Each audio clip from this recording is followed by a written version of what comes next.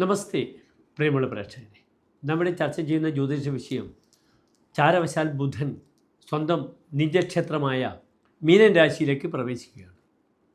ആ മീനൻ രാശിയിൽ പ്രവേശിക്കുന്ന ബുധൻ 20 ദിവസക്കാലമാണ് തൻ്റെ നിജരാശിയായ മീനത്തിൽ നിൽക്കുന്നത്.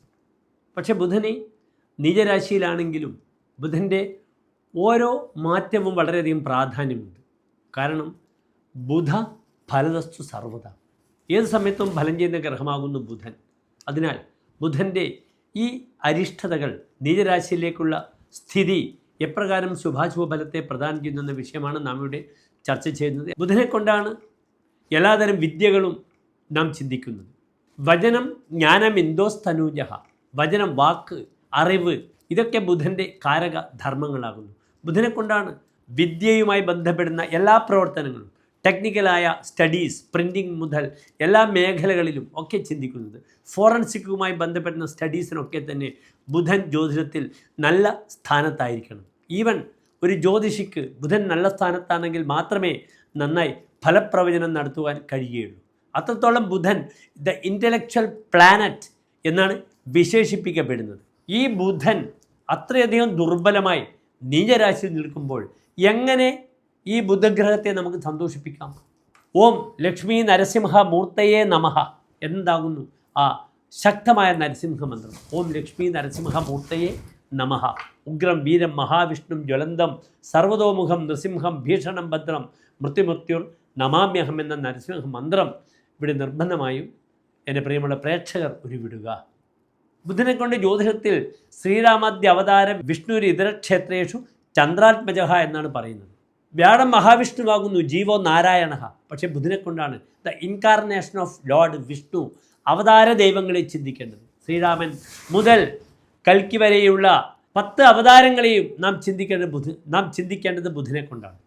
അതിനാൽ പെട്ടെന്ന് ഫലം ലഭിക്കാൻ വേണ്ടി ഞാൻ പ്രത്യേകിച്ച് പറയുക, ഈ ബുധൻ്റെ നീചരാശി സമയത്ത് എൻ്റെ പ്രിയപ്പെട്ട പ്രേക്ഷകർക്ക് നരസിംഹസ്വാമി ക്ഷേത്രത്തിൽ പാനകം, തുളസിമാല, ഭാഗ്യസൂക്ത പുഷ്പാഞ്ജലി അല്ലെങ്കിൽ സുദർശന പുഷ്പാഞ്ജലി വഴിപാടായി സമർപ്പിക്കാവുന്നതാണ്. അവിടെ നരസിംഹസ്വാമിക്ക് മേൽപ്പറഞ്ഞ വഴിപാടുകളൊക്കെ ചെയ്ത് നന്നായി നരസിംഹ മന്ത്രം ജപിക്കണം. ഓം ലക്ഷ്മി നരസിംഹ മൂർത്തയെ നമഃ എന്ന മന്ത്രം. ഏതായാലും ഈ ബുധൻ്റെ നിജരാശിയിലുള്ള മീനൻ രാശിയിലേക്കുള്ള ഈ മാറ്റം 20 ദിവസക്കാലം എപ്രകാരമാണ് ശുഭാശുഭ ഫലങ്ങളെ പ്രദാനം ചെയ്യുന്നത് ഓരോ രാശികൾക്കും എന്നാണ് നാം പരിശോധിക്കുന്നത്. ബുധൻ 2026 ഏപ്രിൽ മാസം 10-ാം തീയതി മുതൽ ഏപ്രിൽ മാസം 30-ാം തീയതി വരെയുള്ള 20 ദിവസക്കാലമാണ് നീചരാശിയിലേക്ക് പ്രവേശിക്കുന്നത്. മീനമാസം 27-ാം തീയതി മുതൽ മേടമാസം 17-ാം തീയതി വരെയുള്ള 20 ദിനങ്ങൾ.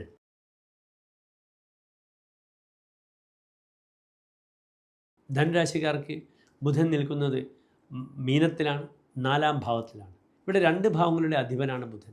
ഒന്ന് 7-ാം ഭാവം, മറ്റൊന്ന് അവരുടെ കർമ്മഭാവം. ഇവിടെ കർമാധിപനായ ബുധൻ കർമ്മസ്ഥാനത്തേക്ക് നോക്കുന്നുണ്ട്. തൻ്റെ ഉള്ള ജോലി നഷ്ടപ്പെടാതെ നോക്കിയാൽ മതി. പലപ്പോഴും ജോലി വിഷയത്തിൽ അസ്ഥിരത, അൺസർട്ടനിറ്റി വരുന്ന സമയമാണ്. വളരെ ശ്രദ്ധിച്ചില്ലെങ്കിൽ ജോലി നഷ്ടപ്പെടും. അതിനാൽ ഉള്ളതിനെ സംരക്ഷിക്കുവാൻ വളരെയധികം ശ്രദ്ധിക്കുക. പിന്നെ 7-ാം ഭാവാധിപനായ ഗ്രഹമാണ്. വിവാഹം, യാത്ര, ഇതൊക്കെ ചിന്തിക്കേണ്ടുന്ന ഗ്രഹം. ഭാര്യാസുഖം, ഭാര്യാഗൃഹം, ഇതൊക്കെ ചിന്തിക്കേണ്ടുന്ന ഗ്രഹം വളരെ ദുർബലമായി 4-ാം ഭാവത്തിൽ നിൽക്കുന്നുണ്ട്. അതിനാൽ വൈവാഹിക വിഷയത്തിലൊക്കെ ക്ലേശങ്ങൾ ഉണ്ടാകാം. അപ്രകാരം വിവാഹ വിഷയത്തിലൊക്കെ ശ്രദ്ധിച്ചില്ലെങ്കിൽ പരാജയങ്ങൾ വരിക, കല്യാണം മുടങ്ങിപ്പോവുക മുതലായ പ്രയാസങ്ങൾ വരും. യാത്ര പോയാൽ തിരിച്ചു വരാൻ പറ്റാത്ത അവസ്ഥ ഉണ്ടാകും. ശാരീരികമായി ആസ്തമ, ബ്രീത്തിങ് പ്രോബ്ലംസ് ഉള്ളവർ വളരെ ശ്രദ്ധിക്കണം. അപസ്മാര രോഗികൾ വെള്ളത്തിൽ വീഴും. വെള്ളത്തിലൂടെ അപകടം വരുന്ന സമയമാണ്. അതിനാൽ നീന്തൽ അറിയുമെങ്കിലും വെള്ളത്തിനോട് സാഹസികത പാടില്ല. വളരെ ശ്രദ്ധിച്ചു കൊള്ളണം. ഇവിടെ 4-ാം ഭാവത്തിൽ ബുധൻ നിൽക്കുന്നു. ചതുർത്ഥേജരെ ചന്ദ്രയസ് ചാരുമിത്രോ വിശേഷാധിക ഭൂമിനാഥാങ്കണസ്യ, നല്ല സുഹൃത്തുക്കളെ ലഭിക്കും, നല്ല അധികാരം ലഭിക്കുമെന്നാണ്. പക്ഷേ ഗ്രഹം നീചസ്ഥനാകയാൽ അത്ര വലിയ അധികാരങ്ങളും അപ്രീസിയേഷനും കർമ്മമേഖലയിൽ ലഭിക്കാൻ ബുദ്ധിമുട്ടാണ്. പൈതൃകമായ സ്വത്ത് നശിച്ചു പോകുമെന്നാണ് പറഞ്ഞിരിക്കുന്നത്. പൈതൃകം നോ ധനഞ്ജ. അതിനാൽ പൂർവികമായ സ്വത്ത് രേഖാപരമായി ചതിയിൽപ്പെടാതെ നോക്കുക. പലപ്പോഴും തൻ്റെ സ്വത്ത് ബാങ്കിൽ വെച്ചാൽ ബാങ്കിൽ ഏലം വിളിച്ചു കൊണ്ടുപോകും. അപ്രകാരം ആഭരണങ്ങളും ശ്രദ്ധിക്കുക.